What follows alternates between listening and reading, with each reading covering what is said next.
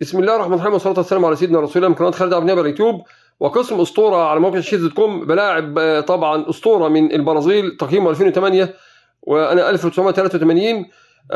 فيه نقلتين اسرع من البارك، يخشوا موسوعه الجينيس العالميه للارقام القياسيه.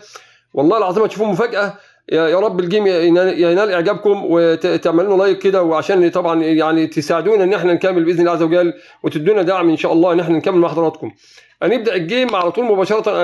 انا بالابيض بصعد خطوتين بالعسكري، بيصعد هو من الجنب، بصعد العسكري الثاني، صعدت واحده كمان بالعسكري، بامن بيضرب العسكري.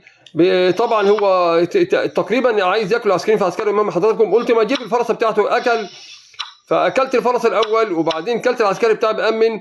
فهو جه هنا عشان يضرب بالفرسه، قلت ما اصعد بالفرسه بتاعتي، وبعدين عايز يضرب على طول مباشره العسكري، على طول اي حاجه احطها على طول مباشره عايز يكسرها، وعايز ان هو ما يسيبش ليا اي مجال ان انا اقدر ادافع واهاجم. اهو شوف زي ما حضرتك هنا انا اكلت طبعا، فنزل على طول بالوزير واكل مباشره. الوزير في الوزير اكلت بالرخ بتاعي بالطابه بتاعتي، وبعدين بصعد على الفرسه كمان عايز يكسر الفرسه، اكلت بالفرسه بتاعتي الفرسه بتاعته، وبعدين صعدت امن العسكري بتاعي. ما هو شوف حضراتكم يجيب لي يقدم العسكري كل حاجه اهو، قدم العسكري الثاني كمان. المهم ان هو ما يسيبش الجبهه ليا، اي جبهه فيها امان ليا اهو. شوف حضراتكم سرعه البرق في الاكل رهيب جدا جدا جدا، وحاجه فوق الوصف، حاجه لاول مره في حضراتكم تشوفوها.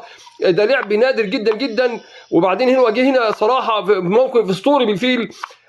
جه كمان عشان يضرب الفرسه بتاعتي بالفيل، وفعلا اكل الفرسه بالفيل. اكلت بالطابيه، ما رضاش ياكل، نزل تحت في حمايه الفيل بتاعه، وقلت ما اكل هنا. طبعا الفيل بتاعه في مكان اسطوري، فجيت عشان اكل العسكري، صعد بيه خطوتين.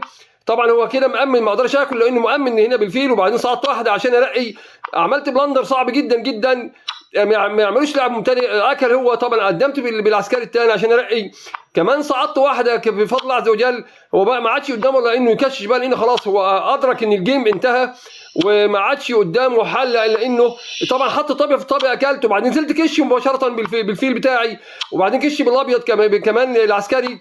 وبعدين قلت بقى ما اجيب وزير، نزلت بالعسكري ورقيته الوزير مباشره، اكل هو، استسلم. برجع الاشتراك في القناه. شكرا لحضرتك.